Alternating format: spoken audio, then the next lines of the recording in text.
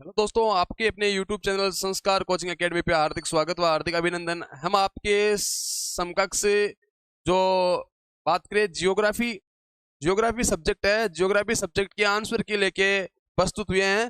तो जियोग्राफी है, उसकी आंसर की अब हम आपको करवा रहे हैं। तो जितने भी स्टूडेंट जुड़े हैं वो फटाफट से एक बार लाइव को शेयर कर दें। एकदम सटीक आंसर की बताएंगे आपको, जो आप देखते हैं किस प्रकार से करके आए हो, किस प्रकार से आपके अंक आने की संभावनाएं हैं। तो फटाफट जितने भी स्टूडेंट जुड़े हैं वो जियोग्राफी की आंसर की अभी अपने पेपर के जो किस किस प्रकार से आप करके आए हो वो एक मिलान कर ले एक बार। तो एक बार सब स्टूडेंट शेयर करें, जितने भी जुड़े हैं 12वीं क्लास के विद्यार्थियों को एक बार ये लाइव है वो शेयर कर दें। अब बात करते हैं आज के पेपर की, मतलब जो 9 मार्च का आपका पेपर था उसकी बात कर रहे हैं। 9 मार्च 2024 आज ही का पेपर, भूगोल का पेपर, इसकी बात करते हैं। और जो सटीक आंसर है वो हम आपको इस लाइव सेशन में बताएंगे। तो भूगोल के सभी प्रश्न आपने देखे, पेपर किस प्रकार से आया वो भी आपको पता चल गया, पेपर आप करके आए हो, कितने पेज भर के आए हो, सारा डिस्कस है वो अपन इससे लाइव में करेंगे। तो हम आपके लिए एकदम 100% सटीक आंसर की है वो लेके आ गए हैं। अब आप देखेंगे कि भी आपके कितने अंक आ रहे हैं। तो बिना समय गंवाए अपन सीधा चलते हैं आंसर की पे। तो सबसे पहले बात करें, भूगोल सब्जेक्ट है उसके पेपर की। ठीक है, भूगोल सब्जेक्ट है तो वो आपके सामने है। भूगोल का पेपर है वो आपका आज था, जो समय 3 घंटा 15 मिनट था, और जो पूर्णांक था इसके 56 नंबर का आपका आज पेपर था। भूगोल का पेपर आपके कितने नंबर का था? 56 नंबर का था। अब बात करें जो अपने वो पेपर में करके हैं उन प्रश्नों की बात करते हैं। सबसे पहले आज पेपर बहुत अच्छा हुआ था, काफी स्टूडेंट्स के कमेंट्स भी आए कि सर जो आपने पहले बताया था वो ही सारे हैं। सबसे पहले खंड ए की बात करते हैं साथियों। किसकी बात करते हैं? खंड ए की बात करते हैं। अब खंड ए पेपर बहुत सरल था, तो एक बार आप खंड ए में चलते हैं बिना समय गंवाए हुए। तो आपके पास स्क्रीन सही से शो हो रही है तो एक बार मेरे को बता दें।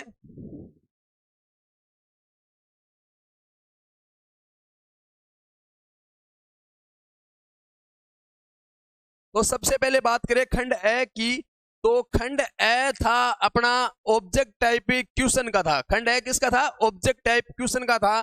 सबसे बात करें पहले नीचे दिए गए बहुविकल्पिक प्रश्नों के विकल्प का चयन कर उत्तर पुस्तिका में उनके उत्तर आपको क्या करने थे? लिखने थे साथियों। क्या करने थे? उत्तर लिखने थे। अब सबसे पहले बात करें मानव भूगोल अस्थिर पृथ्वी और क्रियाशील मानव के बीच परिवर्तनशील संबंधों का अध्ययन है। मानव भूगोल की ये परिभाषा किसने दी थी? मतलब ये मैंने बोला था, ऑफलाइन में बोला था कि भाई परिभाषा 3, उनमें से एक क्वेश्चन पक्का आएगा। तो वो ये मानव भूगोल की परिभाषा किसने दी थी? तो सिंपल, इसमें मतलब बी आंसर है वो आपका क्या हो जाएगा? राइट हो जाएगा। तो फिर दूसरे क्वेश्चन की बात करते हैं।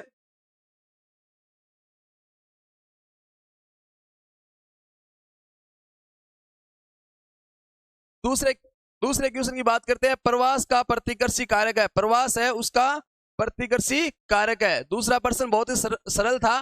प्रवास का प्रतिकर्षी कारक दे रखा है बेहतर अवसर, स्थायित्व और अनुकूल जलवायु और बेरोजगारी। तो इसमें आपको दूसरा आंसर बहुत ही शानदार था। प्रवास अपन क्यों करते हैं? वो बेरोजगारी के कारण करते हैं। तो आपका क्या आंसर हो जाएगा? द ऑप्शन है वो आपका राइट हो जाएगा। तो फटाफट जितने भी स्टूडेंट जुड़े हैं वो एक बार लाइव को शेयर कर दें। अगला प्रश्न है तीसरा। तीसरा प्रश्न है कौन सा कथन सत्य है? आपको 4 यहाँ कथन दिए गए थे, उनमें से कौन सा कथन सही है वो बताना था। बहुत ही सरल था। आखेट है, भोजन संग्रहण है और द्वितीय क्रियाएं हैं, और भूमध्य सागरीय कृषि खट्टे फलों के लिए प्रसिद्ध है। मिश्रित कृषि में केवल पशु पाले जाते हैं। निर्वाह कृषि में कम जनसंख्या वाले क्षेत्र क्षेत्र में होती है। तो इसमें से आपको एक राइट आंसर बताना था साथियों। तो वो आपको इसमें करना था ए ऑप्शन, आखेट व भोजन संग्रहण। आखेट व भोजन संग्रहण व द्वितीय के क्रियाकलाप। अब बात करते हैं जो स्टूडेंट जुड़े हुए हैं वो एक बार बताएं पेपर किस प्रकार से हो गया था आपका।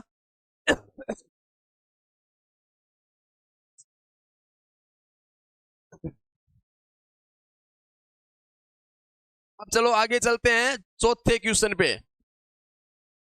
तो देखते हैं किस प्रकार से आप पेपर करके आए हो। फटाफट से एक बार कमेंट करें, जितने भी विद्यार्थी जुड़े हो फटाफट से कमेंट कर दे। LNC सिंपल बिल्कुल SS म्यूजिक का और राइट आंसर है। हेलो सर, हेलो हेलो, बिल्कुल हेलो।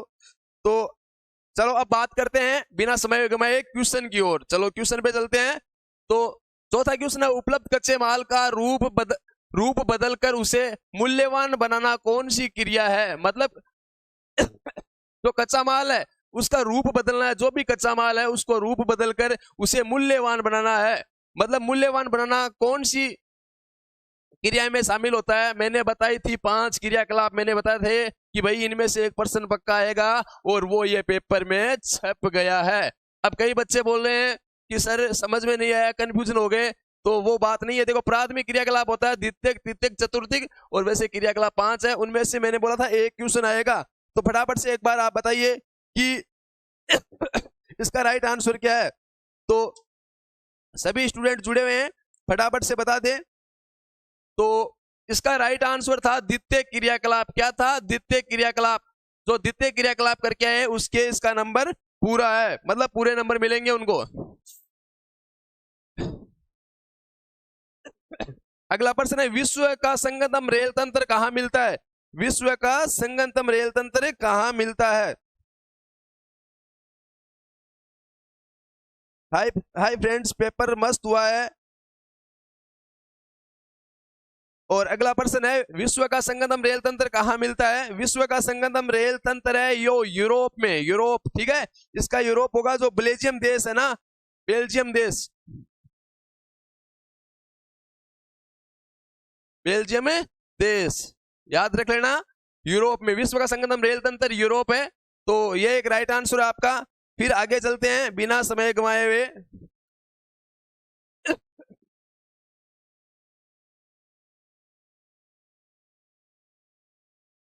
भारत की पहली जनगणना कब हुई थी। भारत की पहली जनगणना कब हुई थी, फटाफट से कमेंट करके बताइए। भारत की पहली जनगणना कब हुई थी। राजकुमार बिल्कुल राइट आंसर है। इमरान खान बिल्कुल राइट आंसर है। फटाफट से कमेंट करते हुए बताइए, सभी स्टूडेंट फटाफट से बताइए। इमरान का बहुत अच्छा है। और इमरान, आगे बात करते हैं। भारत की पहली जनगणना कब हुई थी। 1872 में। कब हुई थी? 1872 में। पन्ना, पांडा, पाली, नगला इत्यादि किसके प्रकार है। बात करते हैं पल्ली बस्तियों का, विकसित बस्तियों का, चावल की किस्म का, ग्रामीण सड़क का। तो ये पल्ला, पांडा, पाली, नगला, ये पल्ली बस्तियों का है। किसका है? पल्ली बस्तियों का। मतलब इसका क्या होगा? राइट आंसर है ऑप्शन। चलो अब आगे चलते हैं।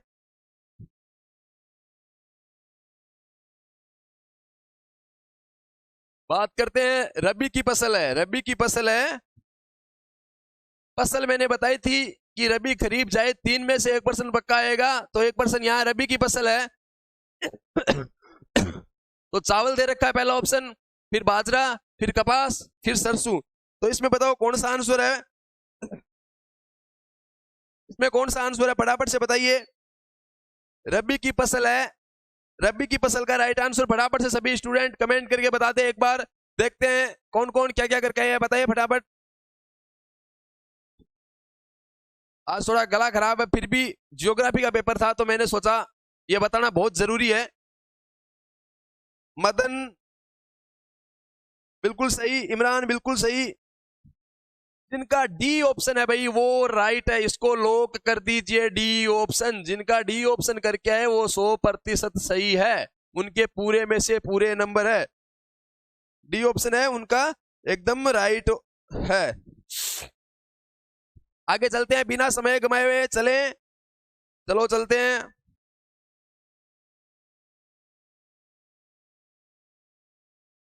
वे सड़क जिन्हें केंद्र सरकार, ये रात को बताया था मैंने, ये पर्सन में रात का बताया था, वही पर्सन आ गया। 100% मैंने बोला इनमें से आएगा। वे सड़कें जिन्हें केंद्र सरकार द्वारा निर्मित व अनुरक्षित किया जाता है वह कहलाती है। वे सड़कें वे सड़कें जिन्हें केंद्र सरकार द्वारा निर्मित व अनुरक्षित किया जाता है वो क्या कहलाती है? तो बहुत ही शानदार प्रश्न था। मैं तो पेपर देख के बिल्कुल ही आज क्या हो गया था, खुश हो गया था, क्योंकि पेपर क्या था, बहुत ही सरल आया था। तो इसमें बात करते हैं कौन सा आंसर राइट होगा, राष्ट्रीय राजमार्ग या राज्य राजमार्ग या जिला सड़कें या ग्रामीण सड़कें? तो ये तो भैया जी नहीं होगा और ये भी नहीं होगा। तो अब आप बताइए फटाफट से बता दे। बिल्कुल काफी स्टूडेंट के कमेंट आ रहे हैं। मुकेश बिल्कुल बिल्कुल बिल्कुल मुकेश।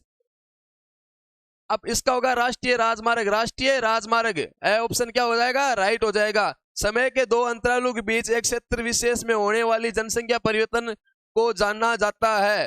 क्या जाना जाता है?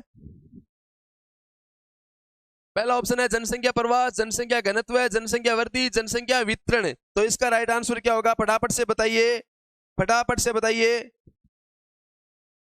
इसका राइट आंसर बताइए फटाफट से।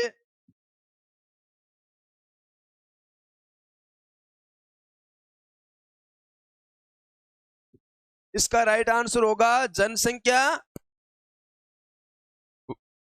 वृद्धि, जनसंख्या वृद्धि।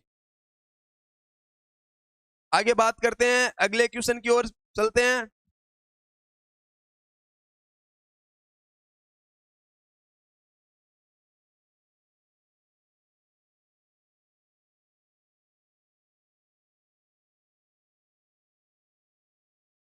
मलेशिया व इंडोनेशिया में की जाने वाली स्थानांतरित कृषि का क्या नाम है? मलेशिया व इंडोनेशिया में की जाने वाली स्थानांतरित कृषि का क्या नाम है? क्या नाम है, फटाफट से बताइए। बुमिंग है, मिल्पा है, लद्दाख है, राका है? बताइए फटाफट से, इनमें से चारों में से एक ऑप्शन बताइए फटाफट से। मिस्टर सैनी डी ऑप्शन बिल्कुल।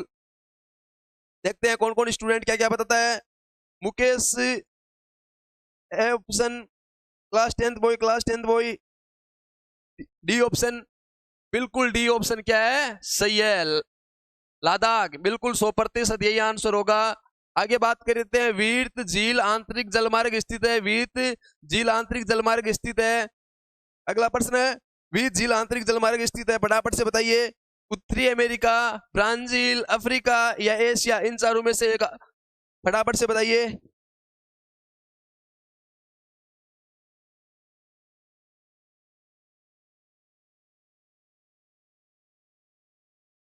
तो फटाफट से उत्तरी अमेरिका इसका क्या है, राइट आंसर होगा, वो कर दीजिए आप राइट। आगे चलते हैं बिना समय गंवाए हुए।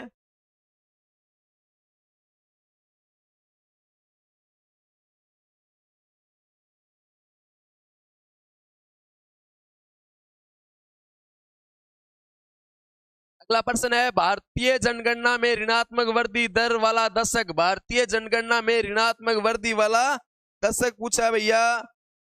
200 की संख्या हो गई है, 500 की संख्या चाहिए भैया मेरे को, 500 की संख्या।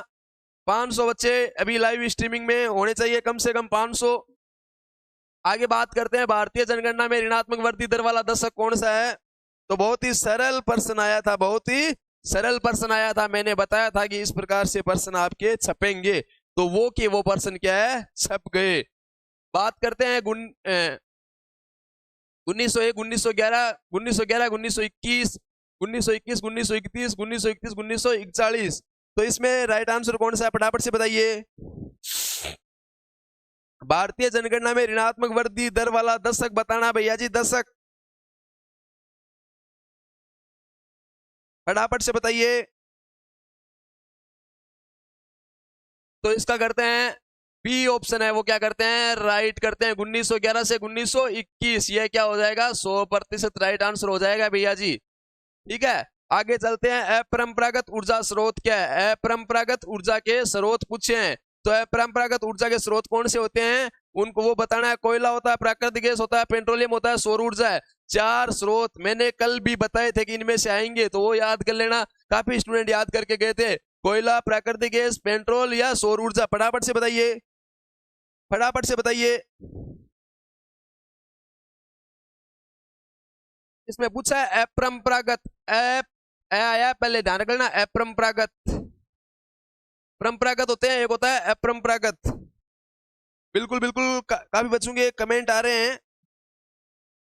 हाँ भैया जी, हो जाएंगे, कोई दिक्कत नहीं, दबा के शेयर कर दो, हो जाएंगे। जिनका डी ऑप्शन है वो क्या हो जाएगा, राइट हो जाएगा। सौर ऊर्जा, सौर ऊर्जा क्या हो जाएगी, राइट।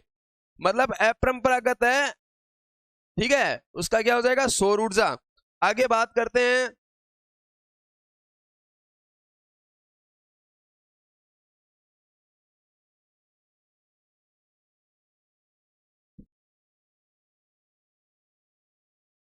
भारत के सड़क जाल का विश्व में स्थान है। भारत में सड़क जाल का विश्व में स्थान पूछा था। भारत में सड़क जाल का विश्व में स्थान पूछा था। देखते हैं कौन कौन सही कर क्या है। बताओ भैया जी, फटाफट बताओ, भारत में सड़क जाल का विश्व में कौन सा स्थान है? पहला है, दूसरा है, तीसरा या चौथा, कौन सा है? फटाफट से बताइए। भारत में सड़क जाल का विश्व में स्थान पूछा था, तो इसका क्या हो जाएगा, दूसरा। कौन सा है, दूसरा। फिर है, चमड़ा, लुगदी व कागज, वस्त्र तथा रासायन उद्योग प्रमुखता कौन सा प्रदूषण का कारण है? प्रदूषण का कारण पूछा, चमड़ा, लुगदी, कागज, वस्त्र, रासायन उद्योग का प्रमुखता कौन सा प्रदूषण कारण, बताइए।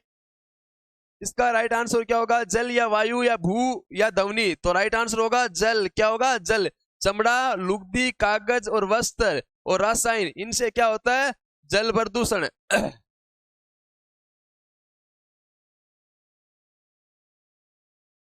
250 हो गए भैया जी, 250 और करने, फटाफट से दबा के शेयर कर दो 12वीं आर्ट्स के सभी स्टूडेंट को। चलो आगे चलते हैं बिना टाइम कमाए हुए।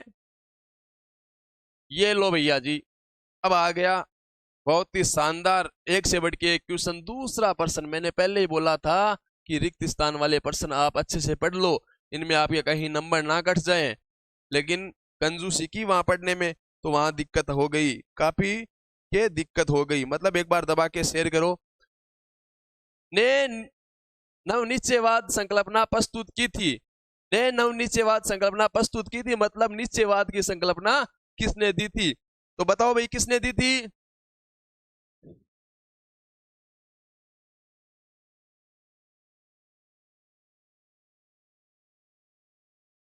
ग्राफिके टेलर ने दी थी। किसने दी थी? ग्राफिके टेलर ने। अगला प्रश्न है, दूसरा प्रश्न, भौतिक भूगोल पर्यावरण का अध्ययन करता है। भौतिक भूगोल पर्यावरण, भौतिक भूगोल पर्यावरण का अध्ययन करता है, इसका किसका अध्ययन करता है, बताइए। ग्राफिक टेलर जिसने लिखा है वो सही लिखा है, लेकिन यहाँ गड़बड़ हो गया, सब मिक्स हो गया। Graphic tailor, red gel, LNC simple, तीनों क्या हो गए, मिक्स हो गए। तो कंफ्यूज हो गए वहां बच्चे की, ग्राफिक टेलर लिखे, रेड जेल लिखे या एलएनसी सिंपल लिखे। जो टेलर लिख के आ गया उसके तो नंबर पूरे में से पूरे हैं। आगे बताओ भैया जी, दूसरा प्रश्न, भौतिक भूगोल पर्यावरण का अध्ययन करता है।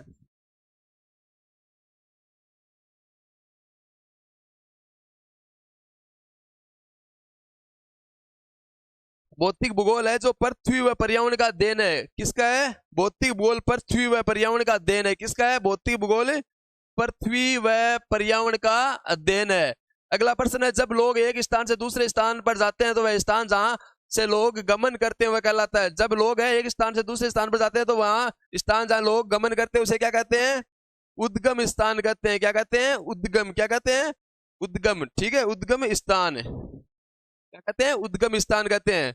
अगला प्रश्न है, जनवरी 1995 से गेट GATT का रूपांतरित कर दिया गया था। किसका कर दिया गया था? बहुपार्श्विक व्यापार था ना, उसका कर दिया गया था। बहुपार्श्विक व्यापार का कर दिया गया था। बहुपार्श्विक व्यापार का कर दिया था। अब चलो आगे चलते हैं।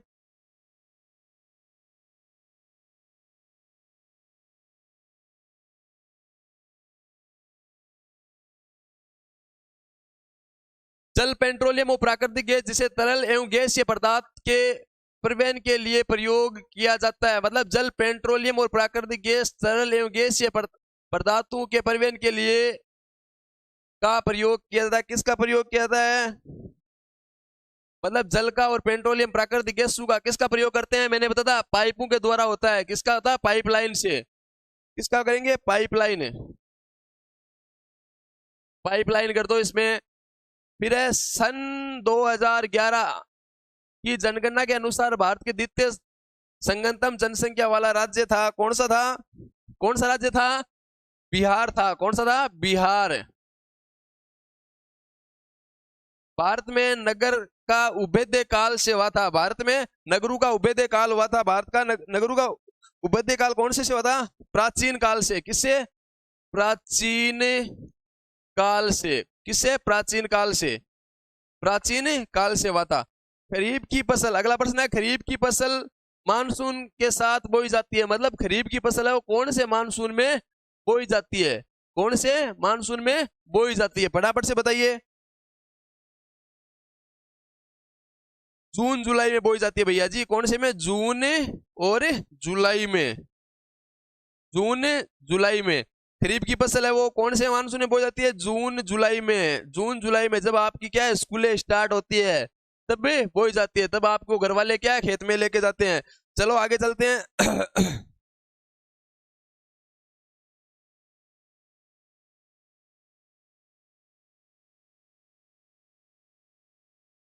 चलो अगला प्रश्न है, धरातलीय और भौमजल का सर्वाधिक उपयोग में होता है। धरातल और भौमजल है उसका सर्वाधिक उपयोग होता है, कहाँ होता है भैया जी, किसमें होता है, धरातल और भौमजल है उसका उपयोग सर्वाधिक किसमें करते हैं, कृषि में करते हैं। किसमें करते हैं, कृषि में। कृषि में इसका सर्वाधिक प्रयोग करते हैं। तो यहाँ क्या लिखना था आपको, कृषि लिखना था। अगला है हेमेटाइट व मैग्नेटाइट का मैग्नेटाइट के ऐसे गए, हेमेटाइट और मैग्नेटाइट ऐसे गए किसके थे, ये रात को बताया था मैंने। हेमेटाइट और मैग्नेटाइट किसके ऐसे गए, लोहे के। किसके हैं, लोहे के। किसके हैं, लोहे का। ठीक है, लोहा। चलो अब आगे चलते हैं बड़े वाले प्रश्न की ओर।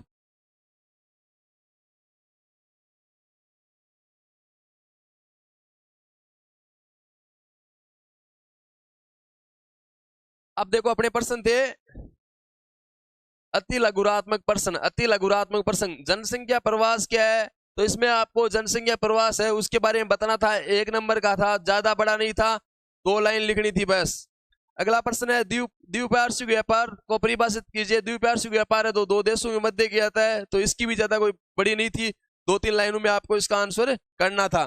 फिर बात करें मानव निर्मित नौवहन नहर कौन सी है जिसमें जल जलबंधक तंत्र मिलता है। जलबंधक तंत्र कौन सी नहर में मिलता है, ये रात मैंने बताया था, बड़ा प्रश्न आ सकता है। पन्नामा नहर, क्या है, पन्नामा, पन्नामा नहर में। ठीक है,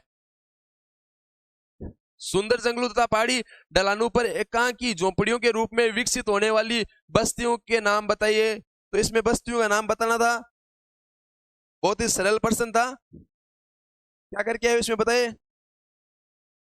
सुंदर जंगलों तथा पहाड़ी ढलान पर एकांकी झोंपड़ियों के रूप में विकसित होने वाली बस्तियों के नाम बताने थे, बहुत ही सरल प्रश्न था।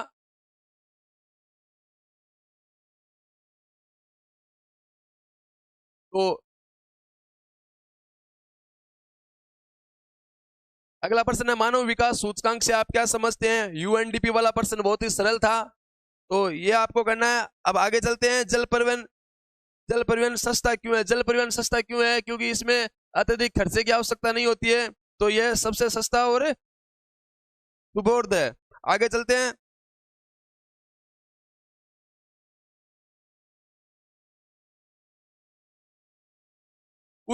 एक उत्तरदायी नागरिक होने से नाते मानव जनित भू निम्नीकरण प्रक्रिया समझाए। मतलब भूमि निम्नीकरण प्रक्रिया है उसके बारे में आपको समझाना है। भूमि निम्नीकरण प्रक्रिया है उसके बारे में समझाना है, बहुत ही सरल प्रश्न था।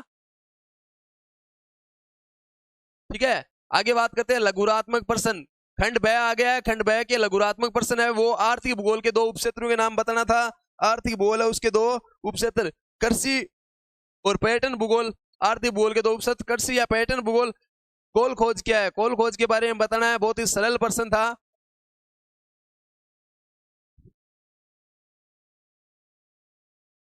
फिर पशु आधारित 2 उद्योगों के नाम, पशु आधारित उद्योग 2 है उनके नाम बताने थे। एक पशु आधारित 2 उद्योगों के नाम, एक तो आपको पता है पशु से डेयरी उद्योग करते हैं और मुर्गी पालते हैं। ठीक है, मुर्गी उद्योग है, मुर्गी पालन और दूध के लिए डेयरी लगाते हैं ना, वो पशु आधारित 2 उद्योग के नाम बताने थे। भारत में बोली जाने वाली किन्हीं 3 भाषाओं और परिवारों के नाम लिखने थे। भारत में जो बोली जाने वाली भाषा है वो 3 भाषाओं के नाम लिखने थे। बहुत ही सरल प्रश्न था।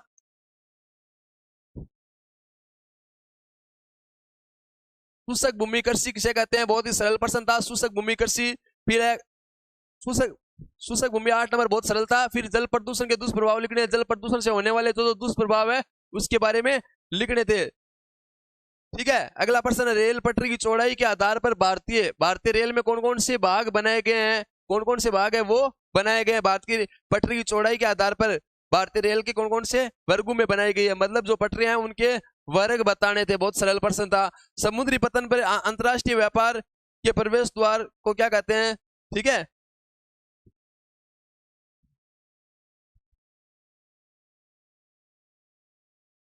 अगला प्रश्न है, प्रवास के पीछे लोगों के क्या क्या उद्देश्य होते हैं? जो प्रवास है वो अगर करते हैं लोग तो उसके पीछे क्या क्या उद्देश्य होते हैं उनके बारे में बताना था। मतलब लोग हैं एक स्थान से दूसरे स्थान पे इसलिए जाते हैं कि उनको काम धंधे के लिए, रोजगार के बेहतर अवसर मिलते हैं, तो वो उसलिए दूसरी जगह पलायन कर जाते हैं। फिर ट्रक कृषि पर टिप्पणी करनी है। ट्रक कृषि है उसके बारे में बताना था। उसमें फलों की और सब्जियों को लेके आते हैं, तो वो ट्रक कृषि के बारे में, फलों के और जो मंडी में लेके आते हैं वहां तक जो होता है उसके बारे में ट्रक कृषि के बारे में बताना था। अगला प्रश्न है उत्तरीय प्रश्न, मतलब खंड आ गया आपके स, तो इसमें ग्रामीण विपणन केंद्र की विशेषता बतानी है। मतलब ग्रामीण जो विपणन केंद्र है उसके बारे में गांव की जो विशेषता है वो बतानी थी। अगला प्रश्न है आपके मतलब 2 थे, दोनों में से एक करने हैं और आगे भी यही है। 15 नंबर प्रश्न में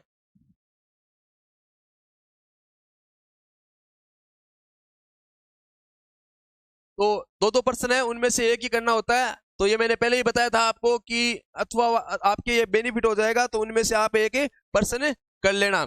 तो भारत में वन क्षेत्र, गैर कृषि कार्य तथा भारत में भूमि में वृद्धि के कारण बताने थे। तो यहाँ जो परत भूमि है उसमें जो वृद्धि हो रही है तो उनके बारे में बताना था और वनों के बारे में बताना था। बहुत ही सरल प्रश्न था।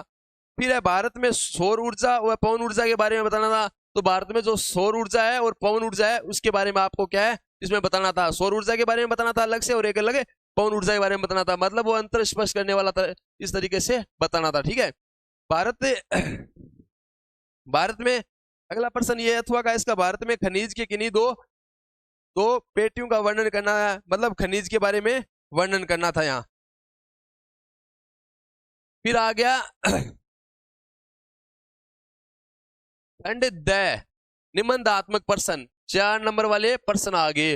रोपण कृषि के 4 फसलों के नाम लिखिए। रोपण कृषि थे उनके 4 फसलों के नाम लिखने थे रोपण कृषि के लिए। ठीक है ना, जैसे प्याज है, आलू है, इनके रोपण कृषियां थे, उनके नाम लिखने थे। इस कृषि में के 3 विशेषताओं के वर्णन करनी है। मतलब ये कृषि है, इनकी 3 विशेषता, उनका क्या करना था, वर्णन करना था। फिर इसका अथवा वाला प्रश्न था, गहन निर्वाह कृषि किसे कहते हैं? चावल प्रधान गहन निर्वाह कृषि की 3 विशेषता लिखनी है। मतलब ये 2 में से क्या करना था, एक करना था।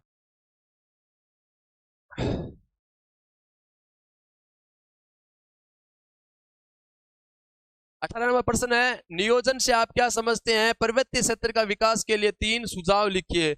नियोजन से क्या आप क्या समझते हैं? पर्वतीय क्षेत्र के विकास के लिए 3 सुझाव लिखने थे। ठीक है, तो ये हो गया आपका इस प्रकार से। फिर अगला, सतत पोषणीय विकास क्या है? और सतत पोषणीय विकास को बढ़ावा देने के लिए 3 उपाय लिखनी है। सतत पोषणीय विकास है उसको बढ़ावा देने के लिए 3 उपाय लिखने थे। बहुत ही सरल प्रश्न था। अब बात करते हैं खंड खंड ये में आपके बहुत ही सरल था। मतलब 2-2 नंबर के आपके क्या पूछे गए थे, मानचित्र पूछे गए थे खंड ये में। खंड अब देखो दिए गए विश्व की रेखा मानचित्र, विश्व का मानचित्र है उसमें बताना था मुंबई कहाँ है, पर्थ कहाँ है, न्यूयॉर्क कहाँ है, केप टाउन कहाँ है। ठीक है, तो ये 4 चीजें आपको विश्व के मानचित्र में बतानी थी। तो प्रत्येक के आपके आधे आधे नंबर इनमें आ जाते। फिर आगे बात करते हैं, दिए गए भारत के रेखा मानचित्र को में निम्नलिखित तेल शोधन कारखानों को अंकित करना था। जो भारत का मानचित्र है उसमें तेल शोधन कारखानों के बारे में पूछा था।